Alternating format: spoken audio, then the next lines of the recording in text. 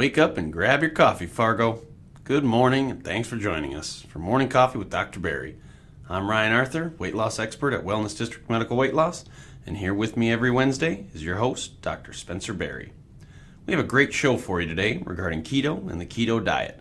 What is it, and what it can do for you? We hear so much disparate and confusing information out there in the news and on the internet, it's hard to know what to believe. But don't worry, we have the keto expert, Dr. Berry, here to shed some light on the subject. Well, good morning, Ryan. And keto, our topic for today, is basically it's misunderstood a lot. However, it has a wonderful function. Nutritional ketosis is what is being referred to when most folks are saying the keto diet. They're talking about nutritional ketosis, which is actually a normal physiological state of the body. It has to do when the body is burning fats and ketones. Our body has two fuel sources. I think that's a good place to start. We can run primarily off glucose or blood sugar. That's one of our fuels. But the other one the body loves to burn and will do all day if you let it is to burn fat. We burn fat and sugar. And of course, one of the byproducts, if you will, of burning fat, we will produce ketones. And so therefore the name nutritional ketosis is when our body is in that fat burning mode. We're producing ketones. We're using fat and ketones to fuel the body, including the brain, and especially the brain with the ketones, and taking our primary fuel source away from sugar and moving it to fat. And nutritional ketosis is a normal state. It's not dangerous. It is something that has a normal pH.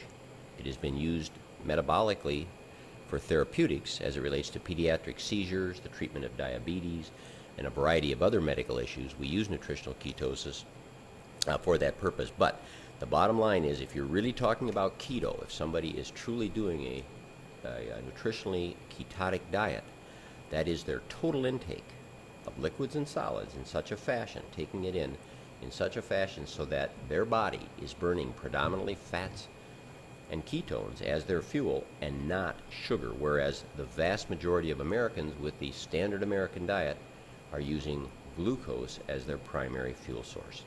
Okay, so nutritional ketosis is keto. The actual state of being in ketosis is nutritional ketosis, and that just means you're basically burning body fat. Well, you're burning fat. Some of it can be dietary fat. All right, when we're taking in the state of nutritional ketosis, most patients, their breakdown of their dietary intake, when we look at that and we say, well, we get calories. As humans, we get calories from only three sources: fats, proteins, and carbohydrates. So you'll hear me refer to carbohydrates as sugars, sugars as carbohydrates. I use those terms interchangeably, synonymously. And so that's correct. And so what will happen in a state of nutritional ketosis, we're using fats. We actually train the body. The body can be trained nutritionally as to what to burn. And so we're training the body to burn fats, okay, rather than glucose as the primary fuel source. And so in doing so, that can mean fats that we're taking in our dietary intake, but it also means our body fat. And of course, many times when we use this for weight loss, if we're using this as a weight loss prospect, we want it to burn body fat, because that, after all, is what our body fat is for most people. That is energy we have stored, the body have stored for later use. And most folks would like to say, hey, I want now to be later, and I want to start burning that. And so we can burn our own fat, we can burn fat that we consume. Patients in nutritional ketosis generally looking to take in about 70%, at least 70% of their nutrition as fat. 20% will be protein, and about 10% will be carbohydrates. Now, right off the bat, that's going to worry some people, taking in a diet composed 70% of fat. But I want to come back to that. So when I ask what makes a diet keto, it sounds like fat burning is basically when you're burning fat makes it a keto diet. So how is every diet not keto? You know, because isn't the reason that we're going on a diet, isn't that to burn fat? Well, again, the body has two primary fuel sources, as we said, sugar and fat. Now, we will use the carbohydrates or sugars. They dominate metabolism. Whenever we take in carbohydrates, we have to dispense of them, okay? Our body works very hard to keep our blood sugar in a range of roughly 60 to 100, if you will, when they're reading blood sugars, because we can use it as fuel. However, an unregulated high blood sugar is actually toxic to tissues. That's what diabetes is. Diabetes is an elevated, unregulated blood sugar. And so folks who are diabetic and are running blood sugars of 150 or 200, if there were no harm to that, why would we not let them be there? Well, the reality is there is harm to that. And that's, it turns out it's toxic. That's the leading cause of blindness, okay? Other than just strictly enucleate the eye physically with a stick, blindness is one of the leading causes of, or diabetes, one of the leading causes of blindness. And also when you look at dialysis, the need for dialysis and kidney transplant, end-stage kidney disease, number one by far in causing that is diabetes. And then of course we were all familiar with diabetic neuropathy, diabetic individuals who have tingling of their hands and feet, maybe have issues with digestion because the nerves aren't working properly. So again, issues of ophthalmopathy, neuropathy, nephropathy, which again, the eyes, kidneys, nerves, and other things. So blood sugar must be regulated very closely by the body. Therefore, carbohydrates dominate metabolism. When we take them in and our blood sugar rises, when we take in dietary sugars, the blood sugar rises, body sends out insulin. The insulin tells the cells, hey, you need to take this sugar out of the blood. You got to burn it, store it, you got to do something with it. It can't stay here. All right?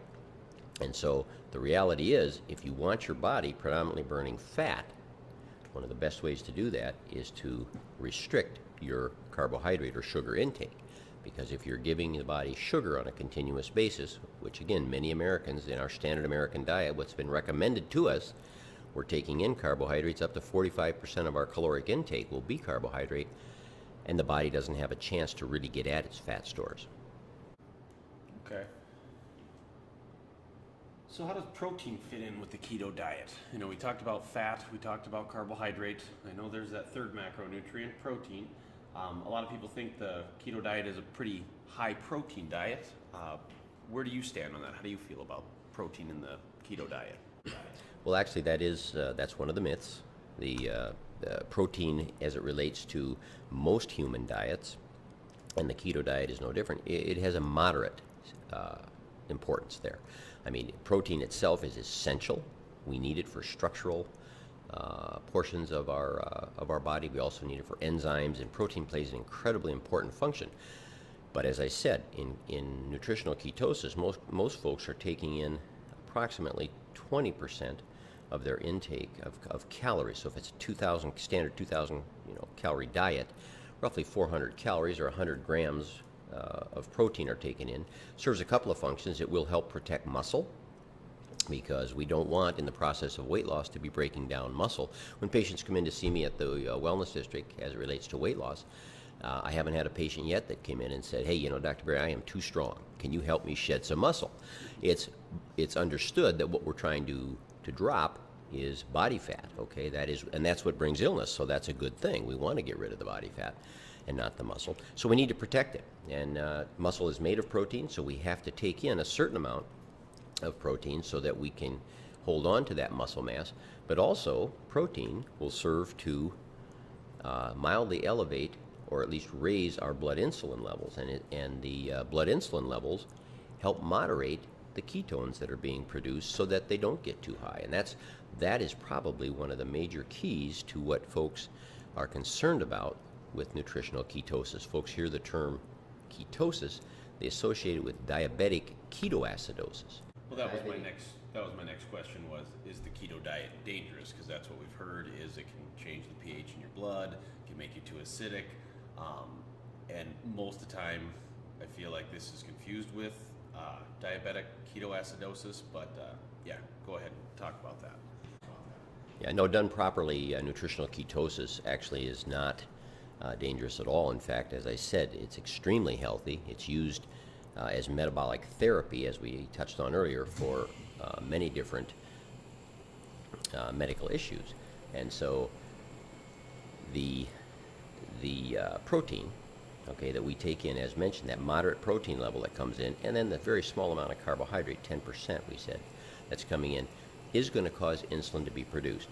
And the key piece in nutritional ketosis that really helps separate nutritional ketosis from this ketoacidosis, which you hear people talk about changing the pH and being dangerous, ketoacidosis really only occurs in type 1 diabetics who are not able to produce any insulin, and somebody who has the advanced stages, or what they call burned out type 2 diabetes, where the pancreas, again, is unable to produce insulin.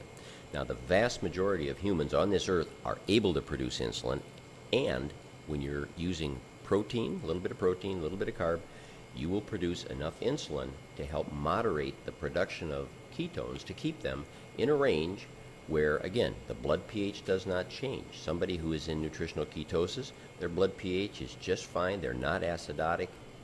As I said, this is a physiologic state. It's not a pathologic state. This is something that gives our body metabolic flexibility to handle different nutritional situations that we may be in. So in your medical opinion, is the keto diet healthy? Yes, absolutely. It can be utilized. I mean, obviously, we look at different individuals. When patients come in, we will look at certain aspects. Obviously, we're looking at kidney function and then maybe some other various overall health issues that patients may or may not have. But yes, for the vast majority of otherwise healthy individuals, nutritional ketosis with a well-formulated low-carbohydrate diet is extremely healthy. Would athletes benefit from a keto diet, or could athletes benefit from a keto diet? Absolutely. We have a lot of athletes that take advantage, not just benefit, but they take advantage of the keto diet for several reasons. And that much easier in terms of body composition, all right? So different athletes, depending on everything from endurance to strength training, that require both. By, again, minimizing that carb intake, because really it's that over intake of carbohydrates that drives fat storage. This is something that a lot of folks don't really necessarily understand, but for athletes, these endurance athletes, if they can shift their body over time, and they do, they learn how to eat in this fashion we talked about, in the distribution of about 75% fat intake, 20% protein, and less than 10% carbohydrate intake, these folks will become fat-burning machines, okay? So if you're a marathon runner, for instance, and you have only 15% body fat, which is considered extremely lean, as you know, that means you've got about 15 pounds of fuel on board as fat if you can efficiently get to it and burn it. Whereas when we store sugar in the body as glycogen, which we will do in our muscles and in our liver, we can only store about a pound, maybe a little more than that in a well-trained athlete. But again, you're talking about a fuel source, okay, of fuel tank of 2,000 calories versus one in excess of 40,000. So a lot of these ultra endurance athletes, they're breaking a lot of these records for these ultra marathons and triathlons by keto adapting, because then their body can have access to their body fat, burn it very efficiently, and it turns out that we said it takes a couple of weeks to fully get into nutritional ketosis. But they're finding that as these athletes stay in ketosis longer, the longer they stay, the more efficient the body gets. So as they get out 6 months, 12 months into nutritional ketosis, they become very efficient and their performance continues to go up. So keto over carb load. No question. The traditional teaching has always been for endurance athletes that we need to carbohydrate load, and you hear about pasta meals before marathons so that we can replete our glycogen. And glycogen is just the body's storage form of sugar. We do it in the liver and the skeletal muscle.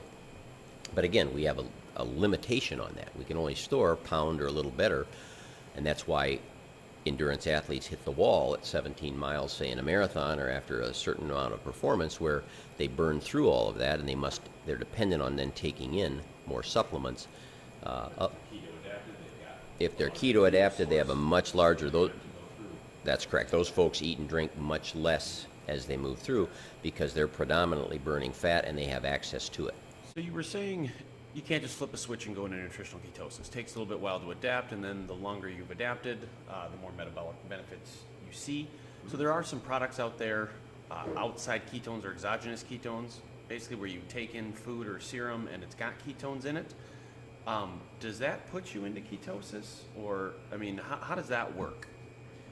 No, the supplements or the products that have the ketones, your body will burn them. You will utilize the ketones. Your body can, if you take them in, even in a state where your body primarily burns glucose, your body will deal with them. That's not an issue. It will not put you into nutritional ketosis, though. Your body will just take care of them like it takes care of ketones coming in or fats coming in that phase. But no, it does not put you into nutritional ketosis. The supplements and the different foods that are out there that are made for this are generally used by people in nutritional ketosis to help them stay there, so that if they're traveling or as part of their daily intake, for a snack here and there, they use those supplements because, again, as I said, they're taking in 70 to 80% of fat, and so a lot of these supplements will contain, they'll be high in fat and high in ketones, and that just gives them a nutritional intake and a source to propagate that. Okay, Doc. Some quick questions for you. I want you to answer either fact or fiction. Is keto healthy for teenagers? It can be. Again, it can be, absolutely. It's not necessarily automatically something you want to exclude. Protein is always the key. Remember, with teenagers, again, the biggest thing, the difference between our adolescents and adults is growth. These are folks still developing and growing. We've got to make sure they're getting all the essential micronutrients as well. That's the vitamins and minerals. They've got to be getting those, which can be done in a well-formulated low-carbohydrate diet. But yes, as long as they're getting the adequate protein for growth, which is important, and that's something that we regulate, and we work with a lot of patients here with taking in restricted carbohydrate intakes. We don't have necessarily nutritional ketosis for weight loss, but restricted carbohydrate intake. Keto is healthy for teenagers. But absolutely, it can be healthy. Keto means absolutely no carbs? That's false. That's false. As I said, we restrict them. Generally, it's under about 10% of your intake, so you're going to be taking in less than 50 grams of carbohydrate. So restricted carbohydrates, yes. No carbohydrates, no. Ingesting, eating, or taking ketone supplements will put me into ketosis? That's false. You will burn them. Your body will utilize them, but it will not make you nutritionally ketotic. Ketosis is spelled with a Y. That is incorrect. Ketosis is Ketosis and has to do with ketone bodies, has nothing to do with a device that'll let you into your home. That's correct. Well, that's all I've got for you today, Doc. Thanks again for joining us for another episode of Morning Coffee with Dr. Berry. If you have any questions, comments, or concerns you would like us to address on the show, please email staff at fargowellnessdistrict.com. Join the Doc and I back next Wednesday morning when we discuss the low-carb diet. Doc, any final words? Well, yeah, we'd just like to invite folks to make it a habit to join us every week for Morning Coffee. We're going to cover a variety of topics over time, and we do want your input. We're going to help answer a lot of those questions. Our goal here is to give you the facts and dispel the myths, that relate. And so as it relates to our health, I always say our focus here at the Wellness District is on your health and well-being. That covers a variety of topics, so we're going to be covering those and hopefully do it in a very straightforward, common-sense fashion where we give you the information you need and some useful things that you can take with you. That's the key. We want it to be something that can be part of your life and that you can put in there. So we hope you'll make us a regular part of your day and week.